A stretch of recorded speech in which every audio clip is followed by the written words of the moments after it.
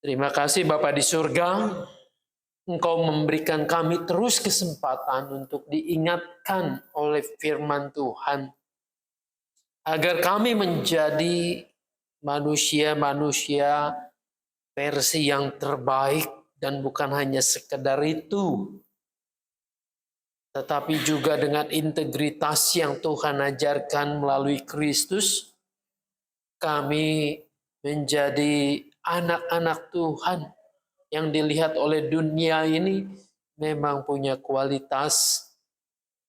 Kami memohon buat kuasa Roh-Mu yang kudus, sebab ketika kami mengandalkan diri kami sendiri, maka mustahillah kami dapat mengerjakan, melakukan firman Tuhan, apalagi menjadi manusia versi yang terbaik itu.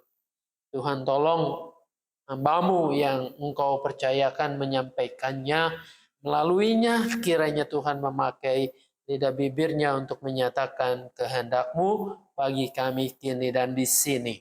Dalam nama Tuhan kami Yesus Kristus kami berdoa. Amin.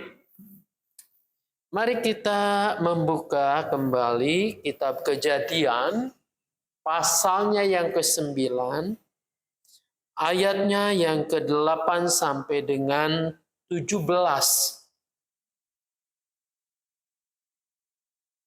Saya menggunakan Alkitab versi terjemahan baru yang kedua. Saya akan bacakan untuk kita semua begini. Berfirmanlah Allah kepada Nuh dan anak-anaknya yang bersama dia. Sesungguhnya aku membuat perjanjianku dengan kamu dan keturunanmu, dan dengan segala makhluk hidup yang bersamamu, segala burung, ternak, dan binatang liar yang bersamamu, yang keluar dari bahtera itu, segala binatang di bumi. Aku menetapkan perjanjianku dengan kamu bahwa sejak ini segala makhluk tidak akan dilenyapkan oleh air bah lagi. Dan tidak akan ada lagi air bah untuk memusnahkan bumi. Allah berfirman, inilah tanda perjanjian yang kuadakan antara aku dan kamu serta segala makhluk hidup yang bersamamu, turun-temurun untuk selama-lamanya. Busurku kutaruh di awan menjadi tanda perjanjian antara aku dan bumi. Apabila aku mendatangkan awan di atas bumi dan busur itu tampak di awan, aku akan mengingat perjanjianku yang telah ada antara aku dan kamu serta segala makhluk hidup, segala yang bernyawa. Tidak akan ada lagi air yang menjadi air bah untuk memusnahkan segala makhluk. Jika busur itu ada di awan, aku akan melihatnya dan mengingat perjanjianku yang kekal antara Allah dan segala makhluk hidup, segala makhluk yang ada di bumi. Berfirmanlah Allah kepada Nuh, inilah tanda perjanjian yang kubuat antara aku dan segala makhluk yang ada di bumi. Sampai di sana. Yang berbahagia yang mau mendengarkan firman Allah dan yang memeliharanya. Hosana. Jujur aja ya, membaca tema ini kita langsung ngerti enggak? Integritas bukan sekedar versi terbaik. Ada yang mengerti? Ada. Ya kalau saya jujur juga, apaan ini tema ya? Ketika melihat uraiannya baru sedikit tercerahkan. Kita pilah dulu ya. Kita masuk ke tema ini dulu. Integritas apa sih artinya? Apa yang disebut integritas?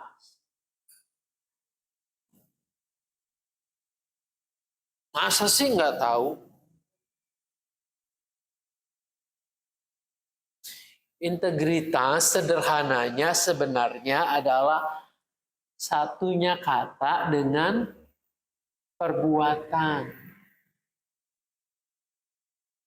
Apa yang kita ucapkan, apa yang kita janjikan, itulah sebetulnya yang orang lihat, nyatanya kayak gitu. Kita sering ngucapnya apa?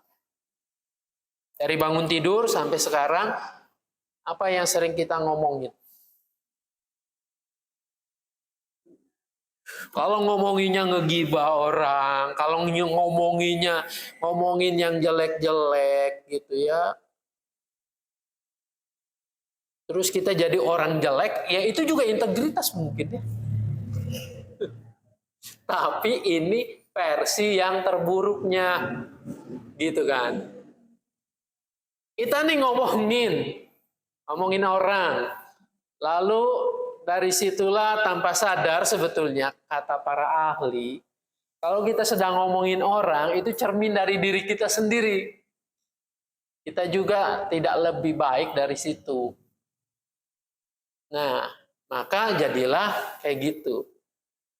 Tapi integritas yang dimaksud adalah ketika kita ngomong yang positif, yang baik. Ketika kita percaya pada firman Tuhan. Ketika kita mendengar tentang ajaran Yesus. Maka disitulah ada proses harusnya yang terjadi ya. Untuk menjadi integritas. Harusnya ada proses yang sedang terjadi yaitu internalisasi. Jadi ini yang diajarkan, ini yang didengar. Jadi internalisasi menjadi bagian dari diri saya. Dan disitulah iman saya hidup. Maka orang yang berintegritas demikian adalah orang yang mewujudkan apa yang dia percayanya, apa yang dia yakini sebagai kebenaran, itu dalam kehidupannya sehari-hari. Nah, itulah orang yang berintegritas. Kalau saya lihat dalam bacaan kita, misalnya ada tokoh namanya Nuh. Tuhan mengadakan kembali perjanjian dengan Nuh. Nuh hidup pada zaman apa saat itu? Pada zaman kurang lebih orang-orang melakukan tindakan-tindakan kejahatan. Tindakan-tindakan tercela. Dosa itu di hadapan Tuhan, tapi menganggapnya ini biasa-biasa saja, lumrah. Semua orang melakukan begitu. Tetapi Nuh punya integritas. Dia tidak kebawa-bawa tuh dengan kebanyakan orang. Maka dengan keyakinan imannya itu, walaupun dipandang aneh oleh orang lain, maka ia tetap mengerjakan. Mengerjakan apa yang diperintahkan oleh Tuhan. Coba bayangkan, kalau kita yang jadi Nuh, yang jadi keluarganya dah. Tiba-tiba Tuhan memerintahkan membuat perahu yang begitu besar.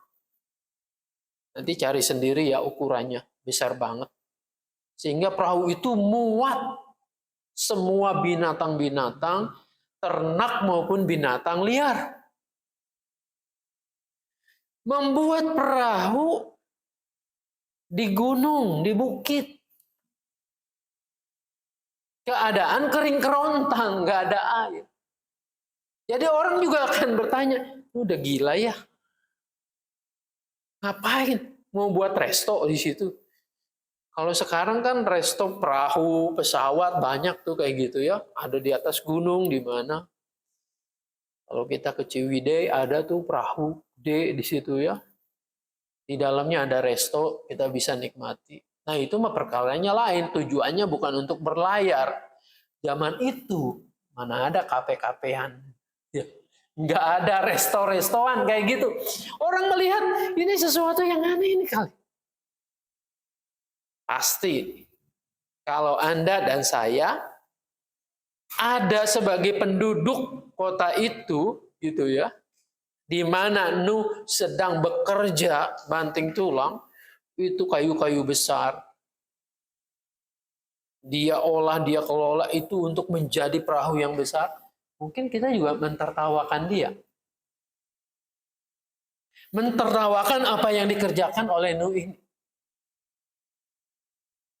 Tetapi apa reaksi Nuh? Nuh tetap setia kok. Ia melakukan, dia tidak goyah dengan kebanyakan orang. Mungkin yang mencibir, mengolok-olok. Lebih lagi dia tidak goyah. Imannya tegak lurus kepada Allah itu. Ketika semua orang di kampung, di desanya, di negerinya, di kota itu melakukan tindakan kejahatan. Kadang kita menjadi goyah ya. Kalau orang lain juga melakukan yang salah. Saya juga kadang-kadang goyah juga nih ketika lampu merah, seret, berhenti. Lalu di pinggir kiri, seret, di belakang, suruh maju. Hati sih rasanya, ini merah, berhenti. Jengkel juga yang klakson-klakson di belakang. Tapi ya sudahlah, orang banyak juga melakukan itu. Kalau melanggar ya melanggar berjamaah. Jalan terus. Jadi kita punya integritas nggak di situ? Punya mungkin. Tapi kalah dengan pengaruh orang lain. Ini kan di jalan raya, saya sering cerita kayak gituan. Di hidup kita saja. Kalau yang bekerja, kalau di kantor kita, udah terbiasa lah main kesempatan dalam kesempitan. Kita kan dianggap aneh kalau jujur-jujur amat gitu ya. Kenapa sih kok nggak mau ikut kita? Kita akan digoda tuh, goyang nggak? Sebagai ibu rumah tangga juga tahu bagaimana seharusnya kita mengerjakan tugas-tugas yang baik. Ketika tugas-tugas itu, kok ibu-ibu yang lain nggak begitu ya? Kok dia bisa sih ninggalin healing melulu kemana-mana gitu ya? Jalan, ya keluarga masa bodoh nanti aja. Rasanya kalau saya nggak ikut mereka, saya jadi aneh. Rasanya kalau saya mengayomi keluarga dengan baik, kok kuno amat? Ini zaman modern. Nah akibatnya kita goyah. Integritas kita itu teruji di situ. Betul nggak? Apa yang kita percaya, apa yang kita ngomong, apa yang diajarkan Tuhan itu menjadi hidup oleh karena kita melakukannya dalam hidup sehari-hari. Ini integritas. Sekarang bukan sekedar versi terbaik. Kan manusia pengen versi terbaik. Apa sih versi? Ini Alkitab yang saya baca ini adalah Alkitab terjemahan baru versi yang kedua. Ada versi yang pertama. Tentu kalau dikaitkan dengan ini, maka terjemahannya akan lebih baik mengikuti perkembangan zaman supaya dipahami, dimengerti. Ini sekedar versi terbaik itu atau versi jadilah manusia versi terbaik. Saya ingat ada pertama-tama orang yang mengatakan ini. Lalu kemudian berkembang dan menjadi quote atau pernyataan orang-orang lain. Diambil alih. Padahal ada orang pertama yang mengatakannya, itu namanya disebutkan Jody Garland. Ada yang pernah dengar nggak? Judy Garland itu pada masanya si Judy Garland ini adalah seorang artis. Mungkin bisa mengalahkan Marilyn Monroe kali. Tahu nggak? Nggak tahu juga ya. Zaman bahula. Memang ini artis ini lahir pada tahun 1922. Dia penyanyi yang ngetop gitu. Tapi umurnya itu nggak nyampe 50. Dia meninggal tahun 1969. Saya lahir dia udah meninggal. Jadi saya nggak bisa menikmati kecantikannya dia. Pokoknya cantik banget dah itu orang, ya. Dia serba bisa menari, bisa menyanyi, main acting, peran, dan ya dia banyak sekali penghargaan Grammy Award dan seterusnya pada zamannya. Nah, dia pernah mengatakan banyak dari kata-kata mutiaranya. Salah satunya adalah selalu menjadi versi tingkat pertama dari diri Anda sendiri. Dan bukan versi kedua dari orang lain. Itu tidak lebih quote-nya. Tapi ada yang mengembangkannya, jadilah versi Anda yang terbaik dalam dirimu, dan seterusnya. Nah, sebetulnya ini adalah ungkapan di dalam ketenarannya. Di dalam kepopularitasannya pada masa itu. Ini udah jadi mega bintang pada tahun 1930-an. Jadi disitulah sebetulnya dia mau mengingatkan, kalau mau jadi seperti itu, ya jadilah dirimu sendiri. Jangan pernah niru orang lain, karena bagaimanapun ketika meniru orang lain, kamu adanya disebut KW. Jadi orang kedua versi orang lainnya KW. Mendingan KW apa? Ada KW 1, KW 2, KW 3, tahu KW 5, 10. Itu sih udah jelek menurut dia.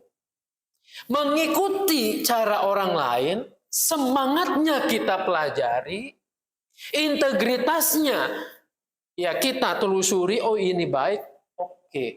Tapi kalau mau memoles diri dan menjadi kayak orang lain tampilannya, nah itu sebaiknya nggak usah dah, kata dia.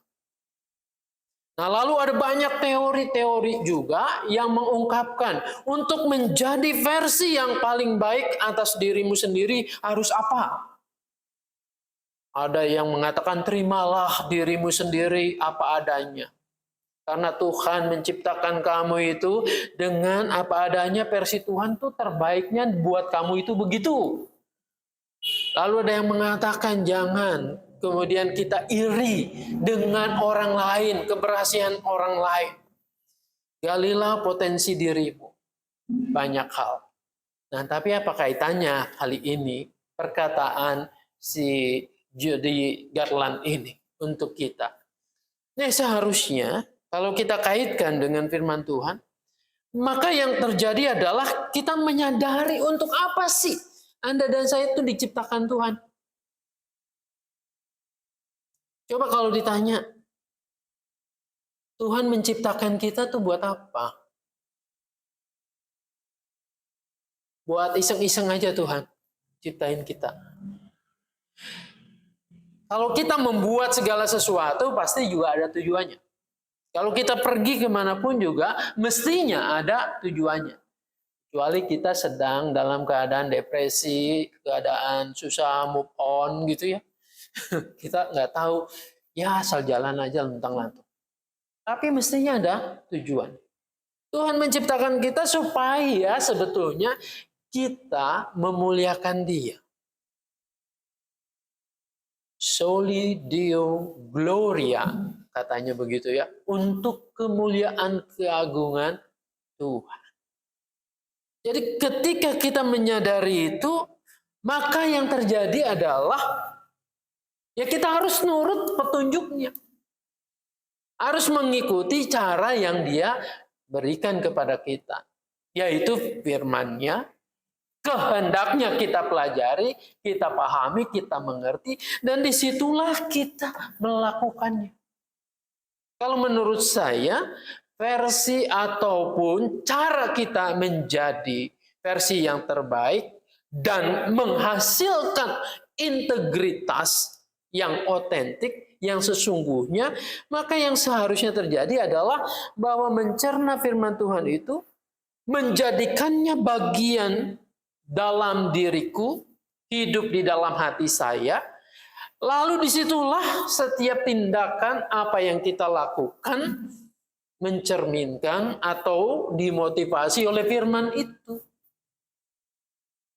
Anda mengasihi, mencintai, maka dasarnya adalah karena Tuhan mencintai saya dan dinyatakan di dalam Kristus kayak begitu.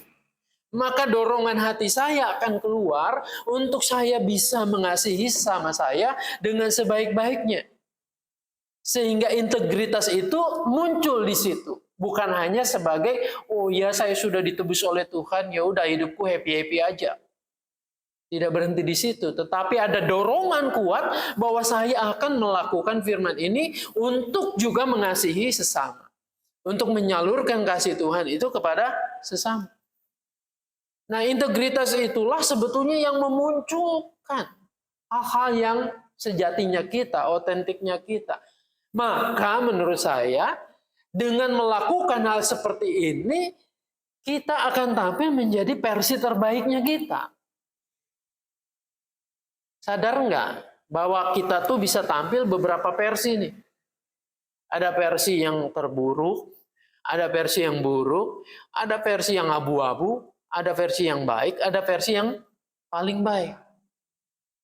Versi yang terburuknya adalah dari kita sebetulnya ketika kita menyangkal firman Tuhan. Seperti kebanyakan orang pada zaman Nabi Nuh itu. Mereka tidak mau mendengar. Mereka melakukan apa yang menjadi keinginannya, menuruti nafsu dunianya. Oleh karena itu ketika dilakukan berulang-ulang, terus-menerus dalam hidup mereka, mereka merasa, oh ini bukan dosa. Karena saya udah terbiasa lakukan ini. Kebiasaan melakukan yang keliru, yang salah. Itu adalah versi yang terburuknya manusia. Nah, kemudian ketika manusia menyadari, itu dia akan belajar melakukan apa yang baik, apa yang berkenan kepada Tuhan. Dalam tahap belajar ini bisa salah, iya.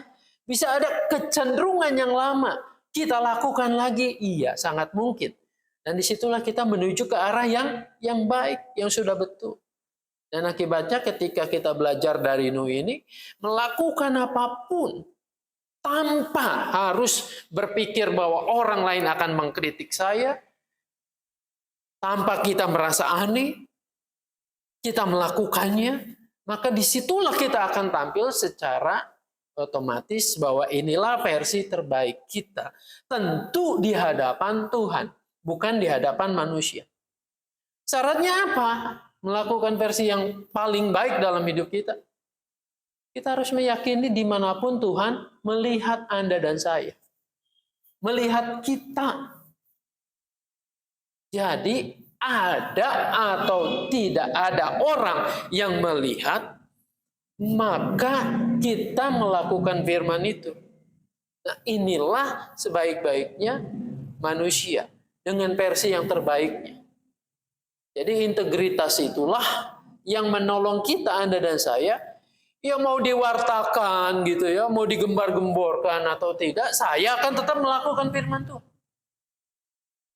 Ada yang melihat, ada yang menyaksikan ataupun tidak, saya betul-betul akan memuji memuliakan namanya. Ada kesempatan, ada peluang, kita bisa mengambil uang kah? Mengambil barang yang berharga kah? Tidak ada orang yang melihatnya. Tidak ada CCTV. Tapi kalau orang yang berintegritas, karena ini bukan milik saya nggak akan mengambilnya. Betapapun mungkin saat itu saya sedang butuh-butuhnya uang. Nah, itu versi yang terbaik dari manusia.